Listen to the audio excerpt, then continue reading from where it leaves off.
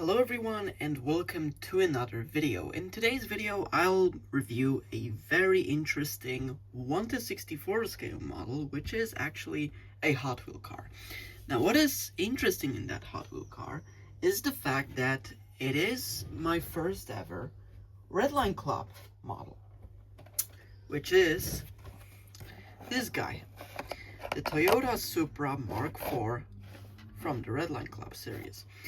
But the thing which I did make is actually the fact that I unboxed it. And now, I know that there are people who will get triggered and will say, no, why did you open this car? Well, the thing was, I originally made a review on that car like a couple of minutes before. But while I was editing that video, it got removed. So there was like, I did record a beginning where this car was still in its box. But oh well, like that video is gone, so I have to redo it right now. But yeah, I do have the picture of it and I might post it right here. If you see that pic, then it means the editing worked. And as you can see, it looked nice, but I thought, you know what, let's actually unbox this thing. So here it is, guys, the first ever Redline Club in my collection. So let's talk about some overview. This specific Redline Club is a SELECTIONs car from 2025. Now, if you know what a SELECTIONs car is, I have no damn idea. I think the point was that basically there's like this one RLC where people like vote on what kind of color should it be, or livery, what kind of livery should it have, or wheels and other details, and basically later Mattel creates that car and they sell it. Now, if it comes for the RLCs, also known as Redline Club models, are exclusive Hot Wheels that basically feature an openable components, as well as they are mostly produced in limited quantities. Now, I'm not sure how many quantities this Supra was limited. I believe from what I've seen on in the internet, it was like around 15,000 units, but I'm also not sure. But here's the Supra, and let's start with the overall paint, which is this wonderful purple Spectra Flame paint. Let me just change the camera. There we go. And I must admit, it looks really nice. I do like that Supra. As you can see here, we have tempo printing on the headlights. And here it says Advent Sparco HKS Super Oil. Nice details. Here on the side, we also get the exact same sponsors, as well as 10-spoke Real Rider wheels. And here on the back, we get tempo printed Toyota logo, the brake light, the tail lights, the SLP RY license plate, and I think there is Hot Wheels also, yeah, on top of that. Then we got the exhaust pipe that is also painted. Wow, that's really nice, yeah. And then of course, if it comes for this model, there are three main selling points why this thing is wanted, or why Supras from RLC lineup are wanted. Number one, they are stock Supras. These aren't like the regular Supra, which have the aftermarket bumper and aftermarket spoiler, and they have molded in targa top. Here, this targa top actually opens, and let me show you that, guys. So here, I pull that out.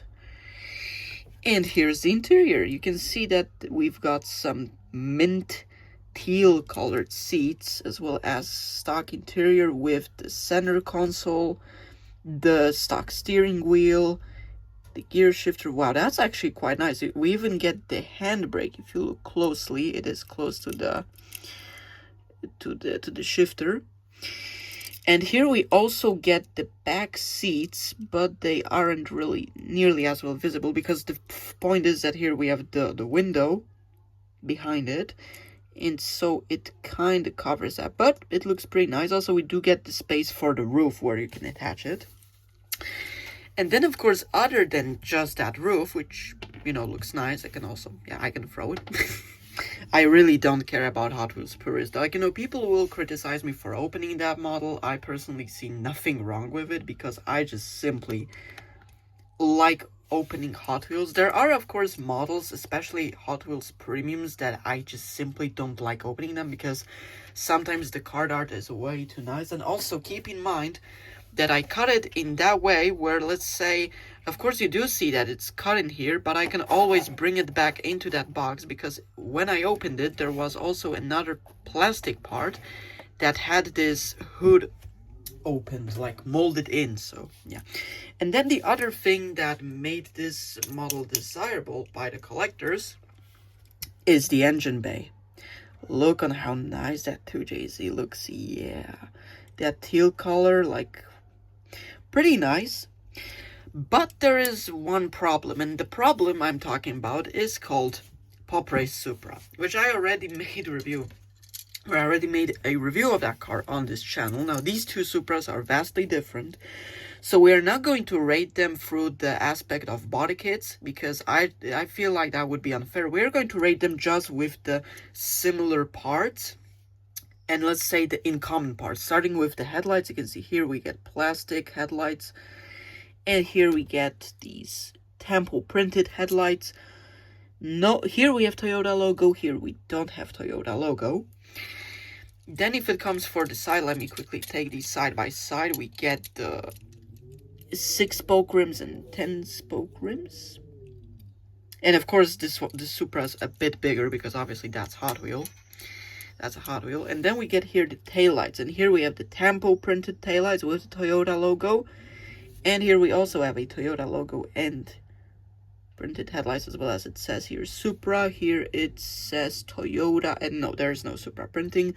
And of course the exhaust pipe here, it is printed and integrated to the whole underbody of the car, whereas here we have one exhaust pipe also, but we do get this like the diffuser.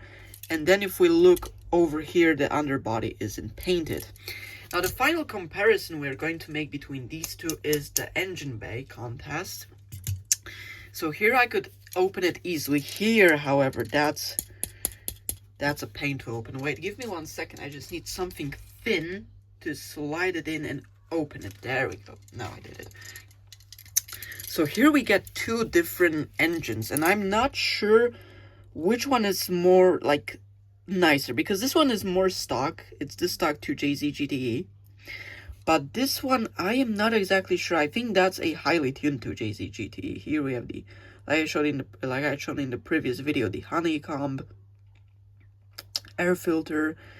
And overall, it looks really nice.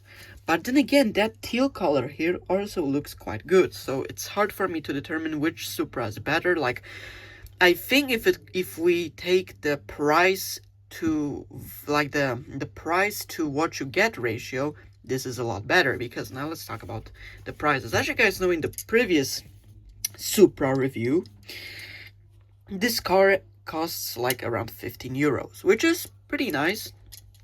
Pretty good value for the money, because you also get loads of these details, nice paint, everything is just, you know, perfect and all.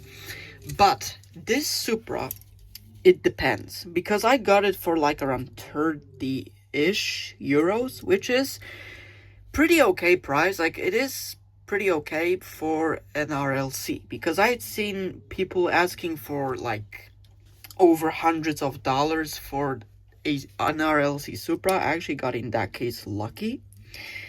But yeah, is it worth that money? I think it is. Yeah, I mean, it has this stock look to it, like, other, of course, than the tuner paint and the tuner rims. It has that normal Supra look, because we not have that crazy wide body kit like we had it here. So yeah, it's definitely a great model. Do I recommend it? Absolutely. It's a great car, great value for money, and again, it's really popping in my collection. Like, let's compare it to my favorite car, which is the RX-7. You can see these two are just going very well together. Or let's say the Porsche I reviewed before, also a lot nicer. It's full, also very nice. So in conclusion, that Supra is definitely well worth the money, and I absolutely like it. So I'll just close that roof. I'll just add that roof back Oh, please. There we go. And on that, I'll end my review. Thank you guys so much for watching, and I see you in another video. By the way, the next video is actually going to be not necessarily a normal review. It is going to be a comparison video, and I'll be comparing two models. Okay, I'm going to make two comparison videos. One where we get two models from the exact same company, but different like car models, like in real life, you know, two different car types. And then in the other video, I'll review the exact same, like one and the exact same car, but from two different companies. So yeah, but for now, I'll end with that. Supra. Is that a Supra? See you guys in another one. Bye.